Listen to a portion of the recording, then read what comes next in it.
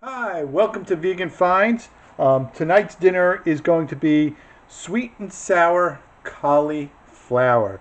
Um, like the Discovery Channel, which has Shark Week, we have Cauliflower Week. So the first dish I'm going to be making is obviously sweet and sour cauliflower. And what we're going to do is start by making the sweet and sour sauce first. And so I'm going to turn on my pan here.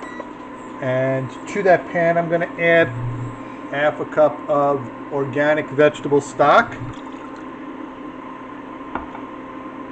Then I'm going to add a quarter cup of tamari.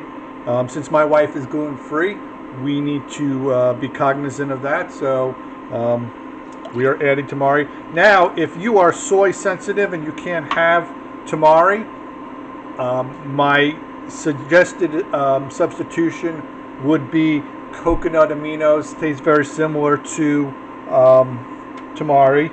The next ingredient will be is going to be 2 tablespoons of brown sugar. I'm using actually coconut sugar. Sorry, it looks brown, but if you want to use brown sugar, go right ahead. The next ingredient is going to be 3 tablespoons of rice wine vinegar. And follow that up with 2 tablespoons of tahini. Now, if you're not familiar with tahini, that's a sesame paste. Usually used in Middle Eastern cooking, but a lot of Asian cooking requires sesame paste. It's a great flavor enhancer. Last but not least, in this container I have 5 cloves of crushed garlic and 2 tablespoons of chili flakes. No, this is 2 teaspoons, excuse me. Not tablespoons, teaspoons. That's all going in. Whoop. Let me get that in there. For some reason, I got into my head that I needed to cook this sauce because I just made sesame cauliflower, like sesame chicken, and you have to cook the sauce first. This one you don't have to, so I'm just gonna. This is the preparation. You just kind of stir it up and set it aside, and then we start working on the cauliflower. Okay, so I'm going to be sauteing some pineapple first before I start cooking the cauliflower. It's just going to go into this pan. I put a little bit of oil in there. I just want to kind of cook this through just a little bit. So no more than 5 or 6 minutes in the pan. And then we're going to start the cauliflower cooking process. I basically broke down a head of cauliflower. And what I'm going to do is I'm going to take that this cup of actually it's 2 cups of pineapple out of the pan. Then I'm going to start cooking the cauliflower. I'll show you how that's done in a moment. So I've turned down the pan to I would say a medium-low temperature. I'm added 2 tablespoons of avocado oil. You can use whatever oil you like. I like avocado because it has a higher smoking point. I'm going to add 1 head of cauliflower that's been cut up.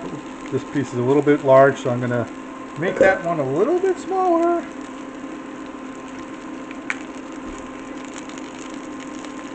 And this is the first part of the cooking process. So what I'm going to do is I'm going to add a splash of water to that. And I'm just going to cover it. So this is going to cook for about 5 to 7 minutes. I'm going to set the timer for 5, check it, and then come back when it's about where I want it to be, which is slightly cooked, not completely cooked. Okay, so these have been cooking now for 5 minutes. Pan's a little bit hot, so what I did is I transferred our sweet and sour part into a cup, and I'm going to take half of this and pour it into the pan and then stir it up and let it cook again, covered. We want to get this kind of to infuse the cauliflower before we do the finishing sauce. So that'll be up next. So back into the pan. We're going to cook this for another, let's see, how long am I cooking this for? 3 to 4 more minutes, and then we will finish it off. So while the cauliflower is cooking with some of the sauce, what I did was I added 1.5 tablespoons of arrowroot starch to our hot and sour sauce, so that way when it goes into the pan, it will begin to thicken up and make that nice gooey sauce that we can all associate with sweet and sour style food. Okay, so now it's time to add the final piece of the puzzle, and that's the sauce with the arrowroot starch in it. And we are going to let that come to a simmer. Once again, we'll cover it and let it cook down. And once you can already see the sauce is thickened up really quickly. I'm actually going to lower the heat a little bit because it has actually thickened up much faster than I was expecting. You can see it looks beautiful.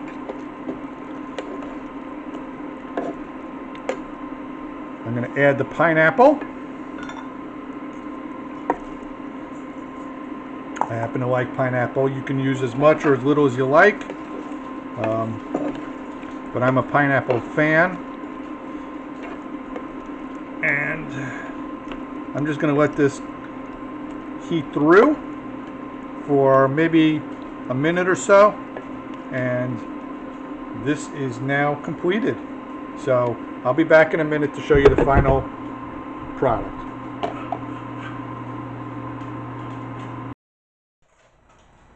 Well, here is the finished product. I put some over some rice that I had made.